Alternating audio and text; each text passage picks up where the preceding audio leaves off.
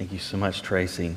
It's been a pretty significant week for our family. On Tuesday, we took our youngest, our number 6, we took John to kindergarten, and so he got to start that chapter. And then on Friday, we took our oldest, Nathan, to Anderson University, and so he has now begun his freshman year of college. So I don't recommend necessarily those bookends in the same week, and it's really bizarre. Anyway, especially with Nathan heading off to college, we've been trying to do some special stuff, knowing that he was going to be heading off, and thinking about like meals and stuff that he would like. It's almost like he's dying, but thankfully he's not. He's just heading off to college, and so you're trying to think like last meals and this type of thing. Anyway.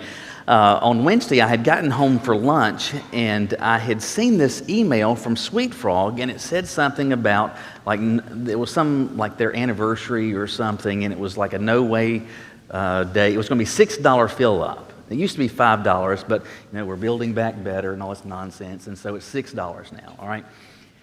Anyway, so that's the only time that my family ever goes there is when you don't weigh this stuff because it's so expensive. Anyway, so I had said to Caroline, hey, they've got this deal going on, and she said, I was thinking about making a cake tonight. Everybody likes Sweet Frog, and so instead we'll do that. Well, it turns out that Andrew and Philip weren't going to be with us that night, so she told them that this is what we're going to do. So it was just going to be 6 of us. It stinks. 2 of them are gone, and we still have 6. Anyway, so we're going to be going to Sweet Frog, and it's going to be $6 fill-up. Still, it's $36 to go get 6 of these things. Anyway, we get there, and I see on the door, it says something about $6 fill-up thing, anniversary. I don't read the details, blah, blah, anyway. But I see that on the door, and I'm thinking, okay, that's good. Anyway, we go in, and Nathan might have been kind of at the head of the line, and he fills his thing up, and it's this mountain of ice cream or yogurt and treats and stuff. He goes, sits down, and he's already eating. And Caroline is with some of the littles, and they're going through, and then I'm actually at the end of the line anticipating I'm just going to pay at the end. And Caroline is a few people ahead of me, and she's dealing with the clerk, and they asked for like the rewards phone number, and that's tied to my cell phone, and so she's telling them my cell phone number. And at that point, she's saying something about putting them on the scale. And she said, we've got 6 of the $6 fill-ups. And she says something about putting them on the scale. And so Caroline repeats herself. We've got 6 of the $6 fill-ups. She says, that's tomorrow.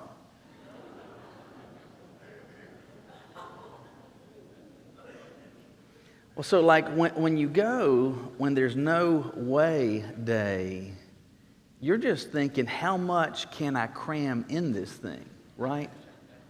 And so, like, the kids have been sticking it to it. And I have already seen this mountain that Nathan has, and he's got, like, whipped cream all over his face.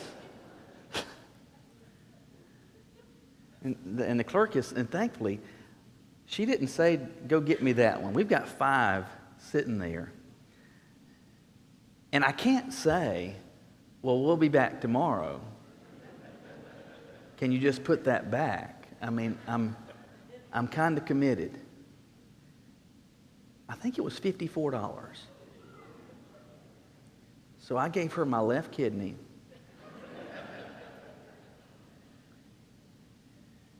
I mean, it was good, but it wasn't that good. Anyway, but we were stuck, and if I had known how much it was going to cost at the outset, we wouldn't have done it. And like Caroline is looking at me like, she's looking for attorneys on her phone. Because honestly, you can get a divorce attorney cheaper than you can get ice cream at, at Sweet Frog. It's that bad. Anyway. Turns out it's the 15th. Thursday was the 15th. Anyway, if I had known how much it was going to cost at the outset, I'd have done something different. Hold that thought for a moment. We're starting today a new series, and we're going to be hanging out in the book of Matthew for the next few weeks in a series called Missed Calls. And we're going to see a stack of instances where people have very close proximity to Jesus, and they have invitations even from Jesus. They have these encounters from Jesus, but they wind up missing these opportunities. And these are important for us because it's entirely possible that we can have these very close encounters with Jesus, and we can have these invitations from Jesus, and we can also miss them. And what we're going to see today is that there are individuals that have these opportunities to become, they have these opportunities to follow Jesus, but as they do so, Jesus doesn't operate like Sweet Frog. Sweet Frog, you find out after the fact what's involved in terms of the cost. Jesus doesn't do that. Jesus communicates at the outset the cost of following him. And let me be very clear, salvation is free. Jesus offers to us the gift of salvation as a free gift.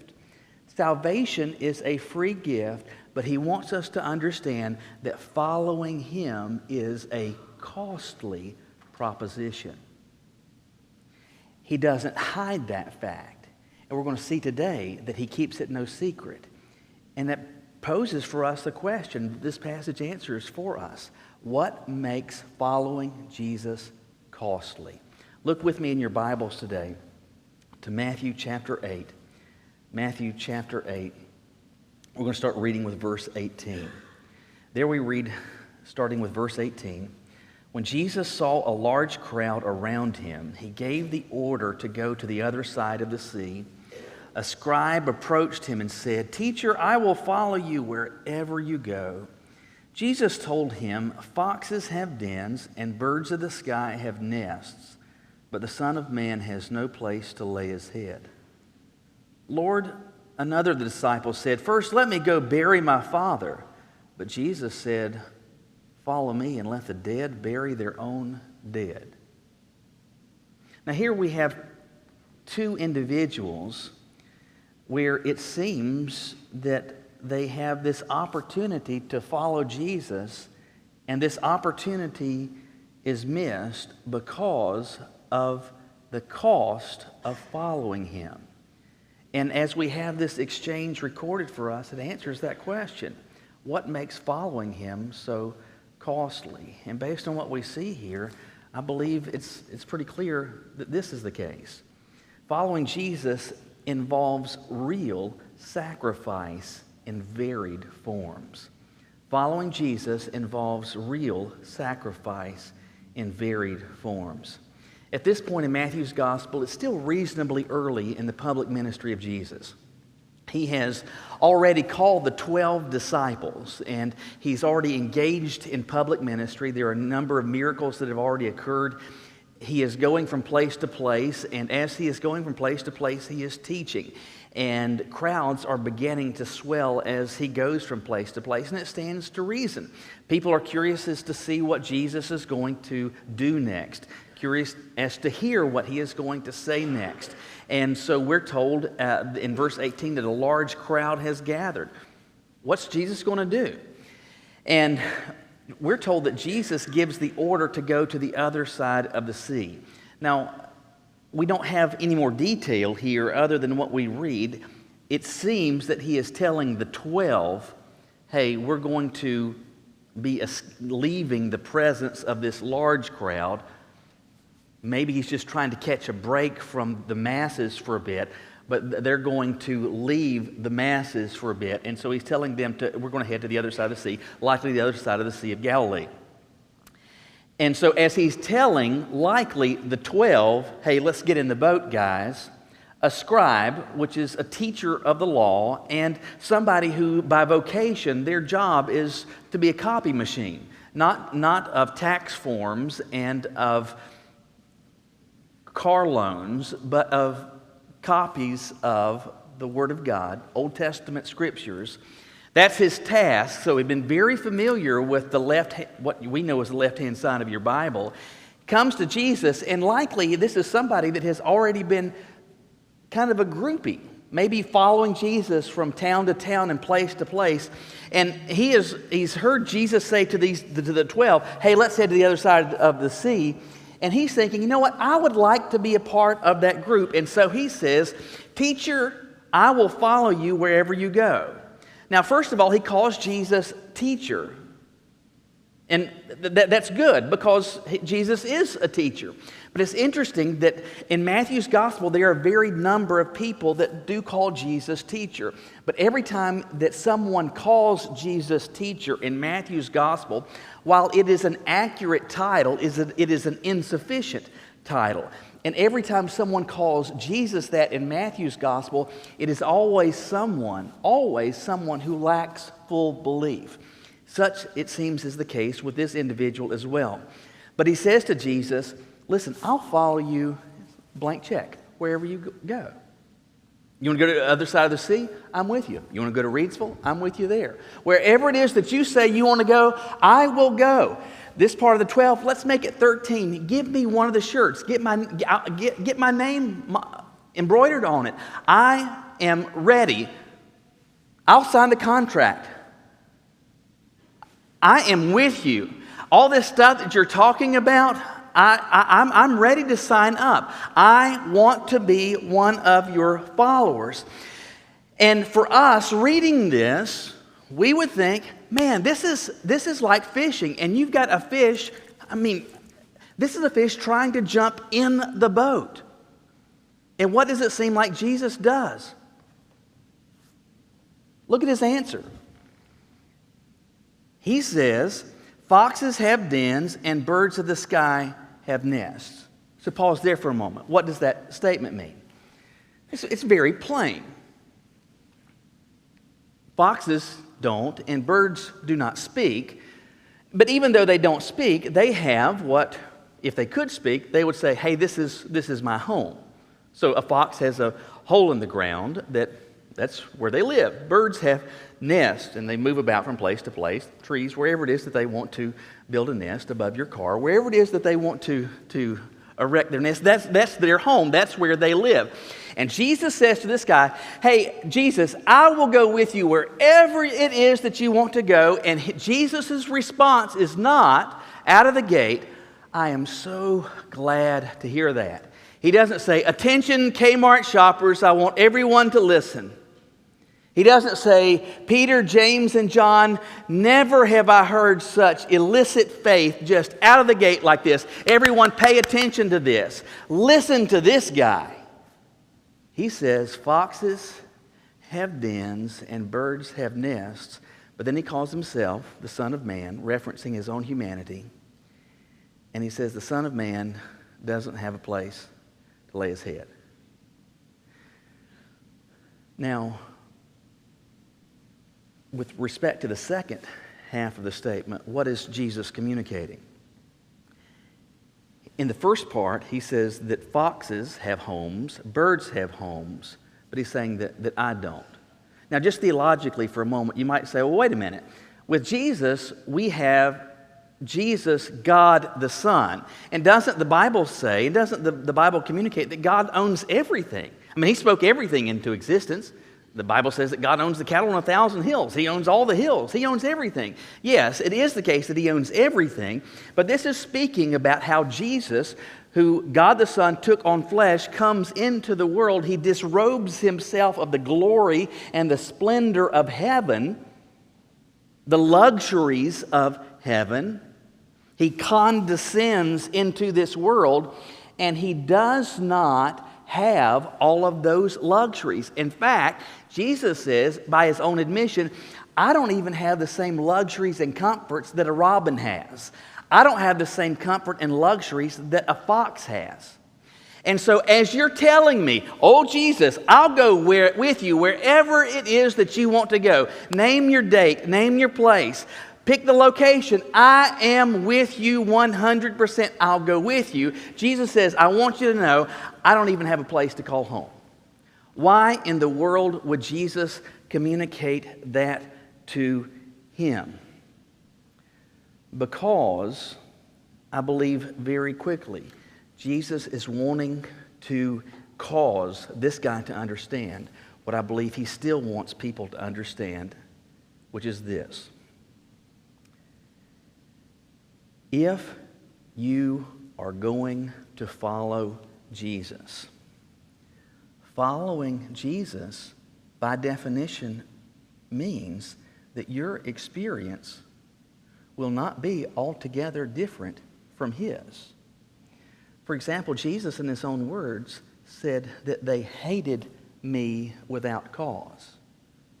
And he warned his disciples that they're going to do the same to them as well. Just as they hated me, he said they're going to hate you. Consequently, you and I should not demand, nor is it that we should particularly expect, an unrelenting series and an unbroken chain of ease and comfort. Now listen, there's a varied number of liars, frauds, and fools that are masquerading as preachers, prophets, and all kinds of nonsense standing behind pulpits, whether on TV or in pulpits today, that are suggesting all sorts of nonsense that you can blab it and grab it and name it and claim it and all kinds of mess. But I'm telling you, that is a false gospel, and it's not the truth, and it's not based on biblical authority. As a follower of Jesus, you and I should expect that there is, by definition, going to be any and varied number of costs that we're going to have to pay. They could be financial, they could be relational, they could be unjust accusations, they could be all sorts of things. Why? Because Jesus himself experienced them. And if we are following him, why in the world do you think you should be different? Why do you think that you, as a follower of Jesus, should experience a life of unbroken, unrelenting ease and comfort? Jesus didn't experience this. I am not, and you are not entitled to it. Unfortunately, American life, American culture has led us to think that we are. In so many ways, we have been insulated from so many tragedies and so many calamities and so many pains and so many difficulties of life that the rest of the world regularly experiences, and we've allowed that into our belief system as well, and it's crept into what we think it should be as a follower of Jesus. And I just want you to understand that Jesus has been saying the entire time, it's not that way. Following me is a costly proposition. Salvation is free, but following me is costly. It involves real sacrifice in its varied forms. It will just come with the territory. 2024 obviously is a big election year, and of course, every 4 years there's a presidential election, but every year there are all sorts of ballot or things that show up on a ballot, sometimes at the federal level, sometimes state level, but even if there's nothing at the state level, there's always something at the local level.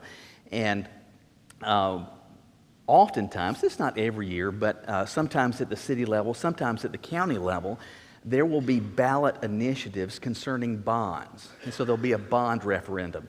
And sometimes this can vary from state to state, but how it works in North Carolina is that the legislature has empowered cities and has empowered counties that they can put on their ballots bond issues where these counties, where these cities can raise monies for all sorts of things.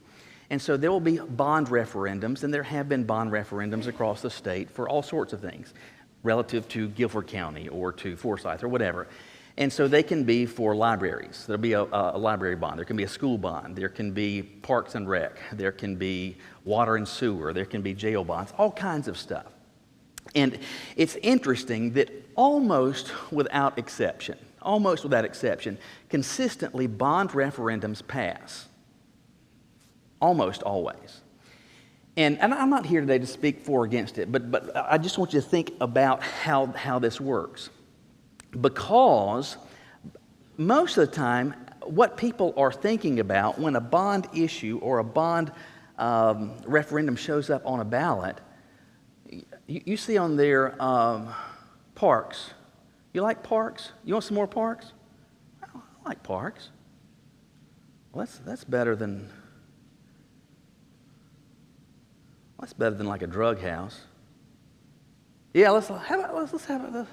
I'd like a park. Yeah, so yes, I'd like a park. So I'm voting for parks or libraries. That's good. I mean, that's good. Schools. Let's vote for schools. Or in Charlotte, there could be a bond referendum to build a new stadium to keep the Panthers in town. Oh, I like football. Let's have a new stadium. That'd be nice. Whatever. Blah blah. So we'll vote for that.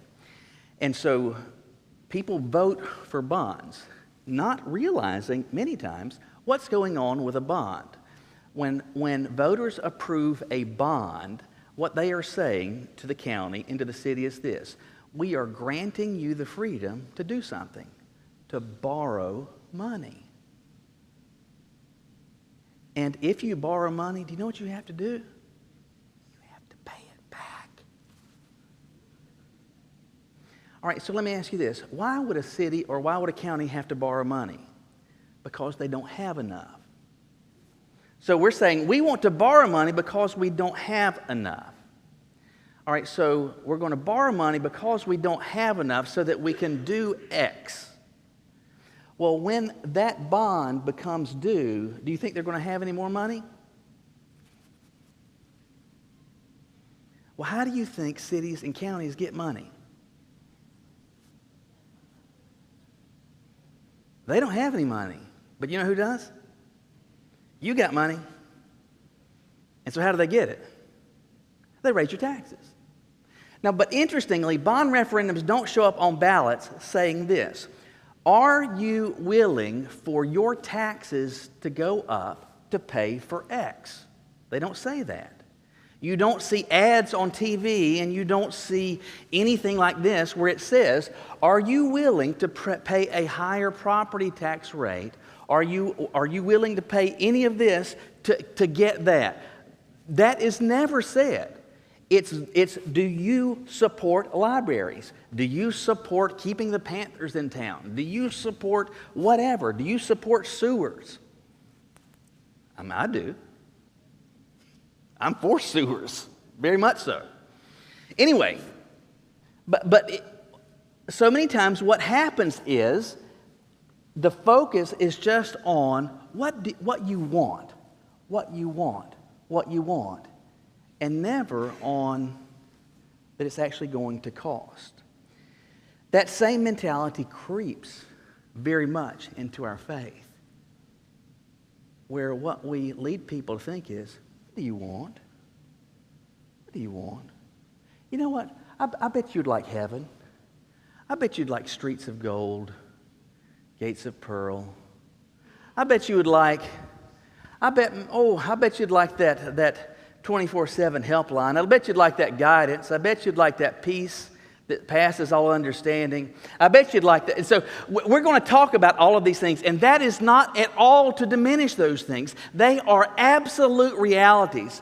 But the problem is we focus on so many times, so much of what we want, we forget that following Jesus is not about what I want, but by definition, following Jesus, by definition says, what does He want? I'm following Him. When I trust Jesus as my Savior, I'm not saying yes to heaven. I'm saying yes to Jesus. It involves real sacrifice. In what form? Varied forms. Money? Sure. Time? Yes. Relationships? Absolutely. We could unpack it in a stack of different ways, but Jesus wants us to know salvation is free, but following Him is costly. It involves, and it's always involved, real sacrifice in its varied forms. But He wants us to know also that it demands actual prioritization. It demands actual prioritization.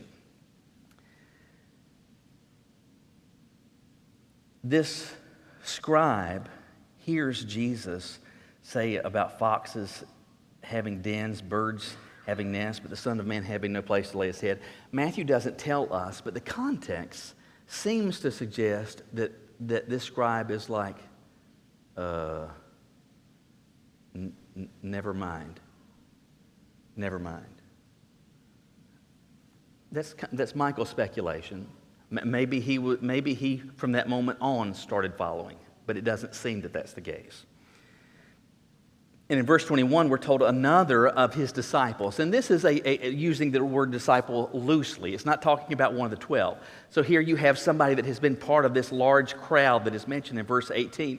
This one, he's indicating his desire also to follow Jesus. And he says, Jesus, hey, I want to be part of this group as well. Hey, save a seat for me on the boat. I'm with you as well. That guy said, wherever you go, I'll go with you. I am with you as well. But wait a minute, I need to do something first. First, let me go bury my father. That sounds kind of legitimate, doesn't it? You know, Daddy's kind of laying over there, or we got a few issues to take care of. And then look at Jesus' response. Follow me and let the dead bury their own dead. Now, on the surface, can we just say that doesn't sound like a very nice response? And like if you worked for a funeral home, would you hire Jesus? Sounds like he'd be bad for business. Hello, Haynes Lineberry, letting the dead bury the dead. Yeah, no good.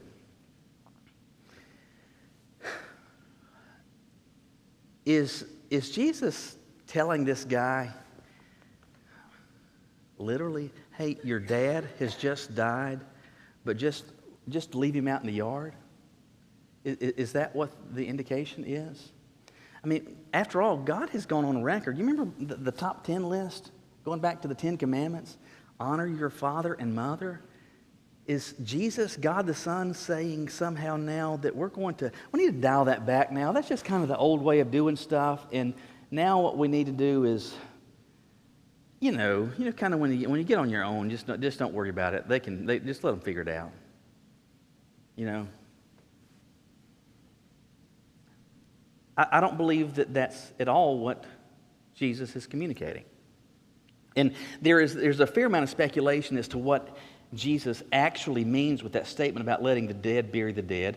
There's a fair amount of agreement that he's suggesting that let those who are spiritually dead concern themselves with those who are actually lifeless. But still we have that statement. This guy says, hey, Jesus, let me go bury my father. Would Jesus tell somebody that is wanting to follow him, hey, my father just died, can I bury him, and then I'm as soon as we finish the funeral, I'm with you? And he would say something as cold and as callous as that. It seems, and there seems to be a fair amount of consensus about this, that's not actually what is going on here. That this individual is not talking about a father who is actually dead or even near the point of death. And rather what he is doing is effectively trying to establish a placeholder. And he's saying something akin to this. I really like what you're talking about, but my father's older, and I need to hang out at home for a while longer. Maybe it might be a few years, and make sure that Daddy's taken care of, and let him live out his winter years. And once he's buried, once the estate is settled, and I get my share of the inheritance and all that stuff's taken care of, then once I don't have any other responsibilities, I've got kind of a clean slate. I'm your guy. So once I don't have anything else to do, once I don't have any other pressing obligations, once I don't have anything else to have to balance, Jesus, then I'm with you. I'm your guy. Because I really like this. All this spiel, it sounds so good. It sounds so promising. I really want to be in on this. And Jesus says, no, follow me. Follow me. Ultimately, I believe what Jesus is communicating revolves and centers around one singular word. and that word is, very simply, priority. Jesus does not merely expect, it is that he demands, not merely to get a place, that he gets a spot somewhere in your life, but that he has granted the position of ultimate priority in your life. Can we be honest and just say that too many times that's not what happens? Can we just be candid and say that what we do so much of the time, that the professing church is filled with people that what they do is just add Jesus to the mix? So I've got my Google Calendar open, and I don't know, I don't have anything else going on that particular Sunday. Maybe I'll throw in a little bit of Jesus on that time. I'll see if I can squeeze some Jesus in here, some Jesus in there. But I got all this other stuff. When we just try to add him in to the mix, squeeze him in somewhere. I'm telling you that this whole idea of Jesus having actual priority has meaningful and must bear actual fruit in our lives. You'll see this bear itself out in your schedules. When there are instances where God is guiding us to worship together, or there are opportunities for service and usefulness in his kingdom. Too many times what we do is that any and everything else takes precedent. Our employer gets time, our school, our teachers get time, our friends get time, our phones get time, our hobbies get time. Then if there's anything else left, if there's a morsel perhaps, if there's a scrap of something maybe perhaps that we can, maybe we'll give that.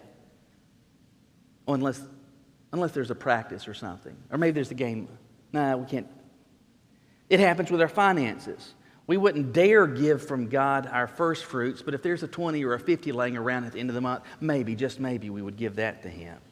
It happens with all sorts of decisions, whether it's with dating relationships, friend relationships, career paths, even major purchases. If Jesus gets into the decision-making process, most of the time it's at the end of it, after we've already made it and the dust has already settled, and what we do is say, oh, Jesus, now that we've already done this, how about blessing the mess that I've already made? What I've already done, make this great. Instead of saying, all right, I'm at a crossroads. What do you want me to do? He's asking for priority, not stated priority, actual priority. Understand the difference between stated and actual. Let me give you the difference. Years ago, not long after coming to Greensboro, for a little while, we had membership over at the Y here, the Ragsdale Y, and we had joined over there because we were looking for some place to go to the pool, and they had a pool over there. And at that point, we just had Nathan, Andrew, and Philip, and that was kind of neat because it's an indoor pool, and you could go over there in the evening, or if the weather was bad or if it was cold, you could go over there. And so we had a Y membership for a little bit, and I would go over there sometimes, not with a ton of frequency, but here was kind of the cool thing. I could, by virtue of that fact, during that season of time, you know what I could say? I go to the Y. I have a gym membership.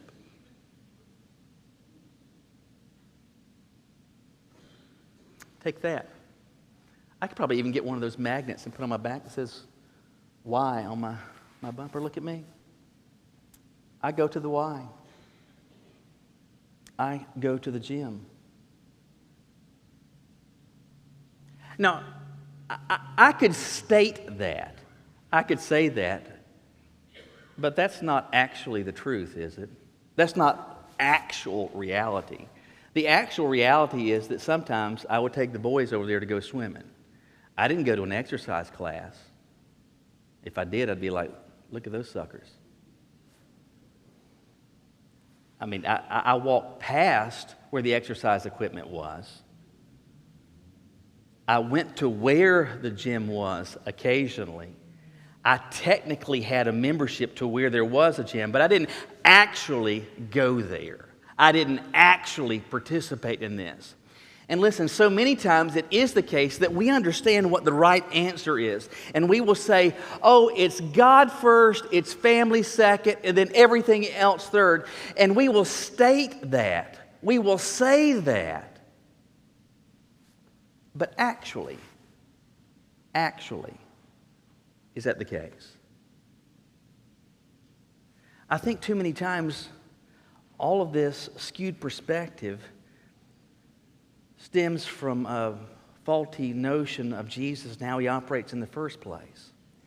It's as though we perceive him as some sort of beggar that's hanging out at the intersection of Bridford and Wendover with a sign, begging, hoping against hope, that maybe somehow, some way, somebody might give him a morsel of attention, a morsel of affection, a scrap of something to appease him. J.C. Ryle said it this way: nothing, in fact, has done more harm to Christianity than the practice of filling the ranks of Christ's army with every volunteer who is willing to make a little profession. Jesus made salvation free, but he communicated from the outset that the cost of following him is actually quite high.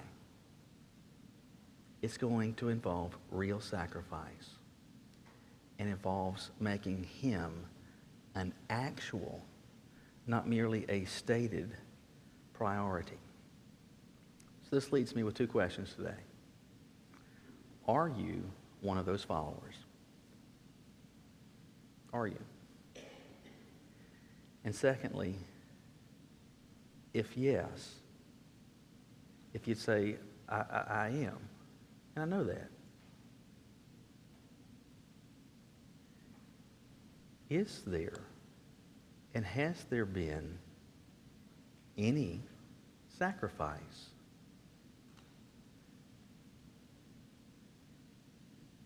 And are there ways that you can see demonstrably in your life that he has been made and your walk with him has been made an actual priority? Will you bow your heads with me?